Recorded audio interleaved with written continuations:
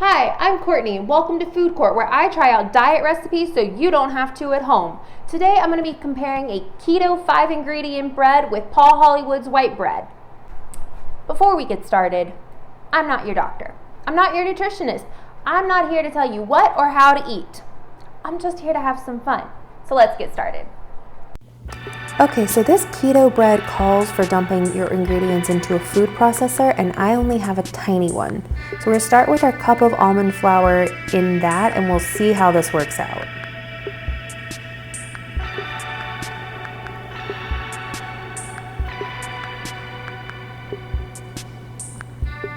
I'm going to add our 1/4 cup of coconut flour, and it's at this point that I start to see, I think my food processor is going to be just way too small. It's really more of a chopper. And I kind of take issue with diet recipes that call for equipment that not necessarily every kitchen is going to have. So when I realized this wasn't going to work, I decided to put it in a bowl and get a whisk. Because every kitchen I've ever been in has a bowl and a whisk lying around. All right, we're going to add 2 teaspoons of baking powder to this. And then just a 1/4 teaspoon of salt, and get it all whisked in and nicely combined. Okay, the original recipe also called for doing the butter in the food processor, but since I'm using a whisk, I decided to just do the butter in increments and work it till I got the crumbly texture I was looking for. So for the 12 egg whites, I didn't know what I would do with 12 egg yolks lying around, so I used a carton of egg whites. And then I added a little bit of cream of tartar. It's not one of the 5 ingredients, but anytime you have to whip egg whites to stick peaks, it helps a lot. So now we're gonna fold half of the egg whites into our flour mixture. You gotta do this really gently. This is sped up right here on your screen. If you do it this fast, you'll probably knock the air out of the egg whites, so you just gotta make sure you're gentle with it. Once we've got that all combined, we're gonna fold that mix into the remaining egg whites. And again, I've sped this up here. You gotta be very gentle so you don't knock the bubbles out of your egg whites, or you'll wind up with just a complete flat scrambled mess.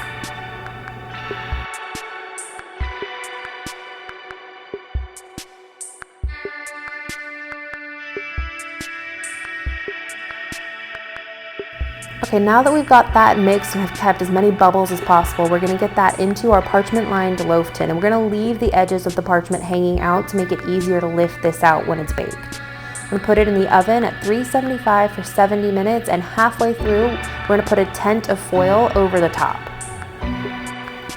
Paul Hollywood's bread recipe is my favorite one to make at home. It starts with 500 grams of bread flour, then 40 grams of softened butter. I did weigh both of these out on a small kitchen scale. Put your 1.5 teaspoons of salt on one side, your packet of instant yeast on the other side, and you do want to make sure they're separate so the salt doesn't kill the yeast when you start to stir.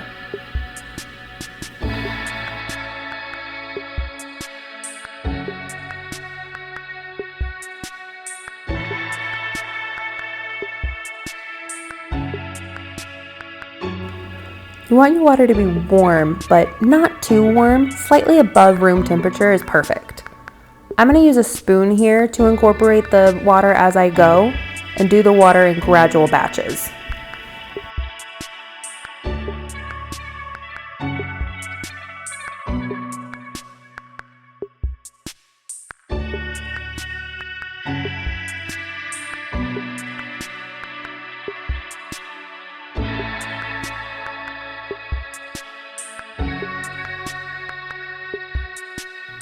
Okay, this is about the point where you kind of have to put your hands in, and I like to use them to make sure that every bit of flour I can get incorporated is incorporated, so that I've got one big mass in the bowl instead of a lot of little flaky floury bits.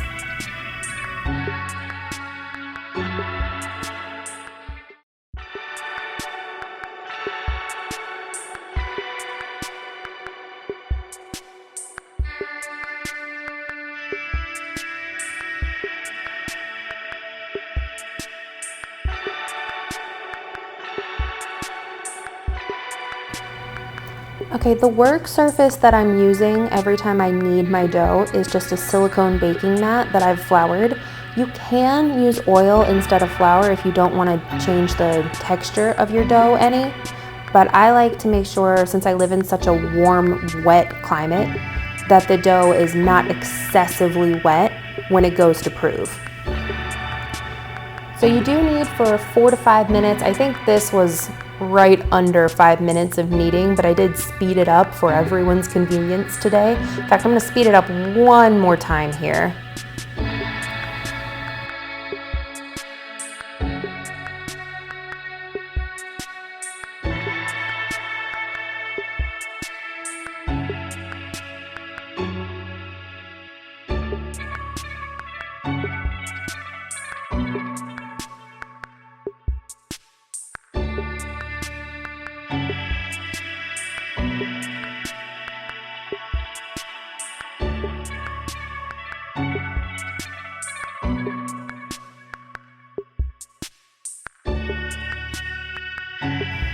Okay, so we've reached the texture we want. You can see it's not sticky anymore. It's got a nice supple exterior. And we're gonna take the bowl that I used earlier to mix it in. I cleaned it and I greased it with a little canola oil. We're just gonna drop that on in there and turn it over so that all sides are coated with the canola oil. That way it can't stick to anything as it grows. We're gonna cover it with, I use plastic wrap, but if you have a tea towel, you can use that, and let it rise for 1 hour. All right, just so we're all clear, that's not oil around the edge there, that's a reflection of the bowl from the lights overhead.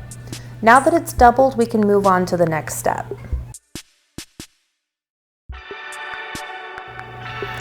All right, we're gonna use that same baking mat again. You can see I've cleaned it and we want it dry before we begin. Again, I like to use flour, but if you wanna use canola oil, you can use that instead.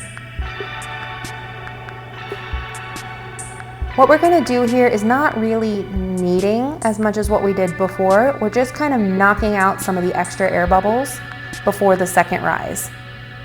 And we're gonna shape it into sort of a rectangle in order to fit into our loaf tin.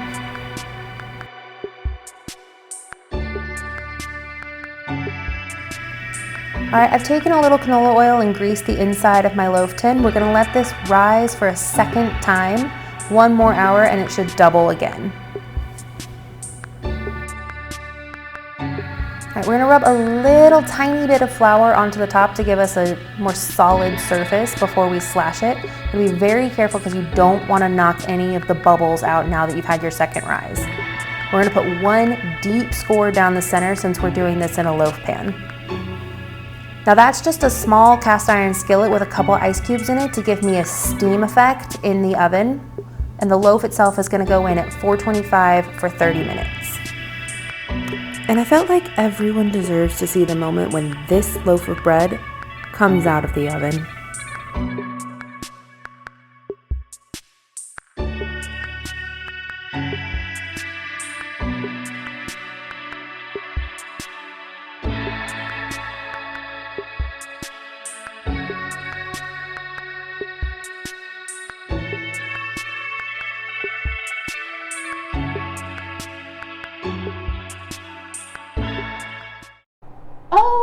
Okay, I kind of figured it wasn't fair about halfway through, just because Paul Hollywood's white bread changed my relationship with bread. And I'm gonna let you guys in on a secret. Whipping egg whites is my single least favorite thing to do in a kitchen. So when I had to whip all of these egg whites, I kind of started to lose steam. The bread itself looks like a loaf of bread. I'm hesitant to see what this actually tastes like, but if I can toast it, it's gonna be a success in my book.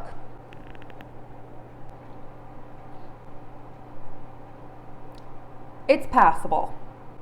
It's definitely eggy in texture, but that could just be because I had a big crusty bit.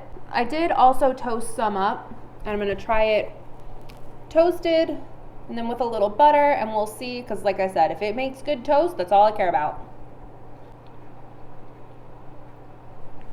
Toasted, it's still eggy. It does get that nice crunch on it, So I feel like I can make this for toast for breakfast and call it a success. Do you want to come try it out? It looks good. Let's taste it. You're more than welcome here. Before it's toasted. That's the untoasted bread. She doesn't have to try the Paul Hollywood bread because she had a slice of it for breakfast this morning. It is good. It does taste a little eggy, but it's good. I mean, it's good bread. It's passable, you know? Toast. A little piece toasted. I'm going to put some butter on my toasted bit. It almost tastes a little cakey. Mm-hmm. Toasted. I don't think I'm going to be using this to make sandwiches anytime soon. It's a little too, I really don't want to use the word moist, but that's what it is. To use as like a sandwich bread, but I have toast again. So here we go. And just for comparison's sake, I did also toast a piece of Paul Hollywood's bread. Here goes half my carbs for the day in one bite. You can't beat Paul Hollywood's bread. See, this is why I didn't try this first. Which I think next time I toast the egg bread, if I toast both sides of it and let it toast a little longer, it'll probably be really good. Okay, final verdict. If you have the patience to whip a dozen egg whites and, you know, you have that kind of time in your life, make this bread. The links for both recipes will be down below. If you can eat gluten, I heavily recommend making Paul Hollywood's white bread. This is what bread is supposed to taste like. But alas, that's not in the cards for me anymore. And this guy, I cannot say it's a one-to-one comparison, but what I can say is it'll do. I recommend trying it for yourself. Make it at home and let me know how it goes in the comments. Don't forget to like and subscribe for more food court content. See you next time.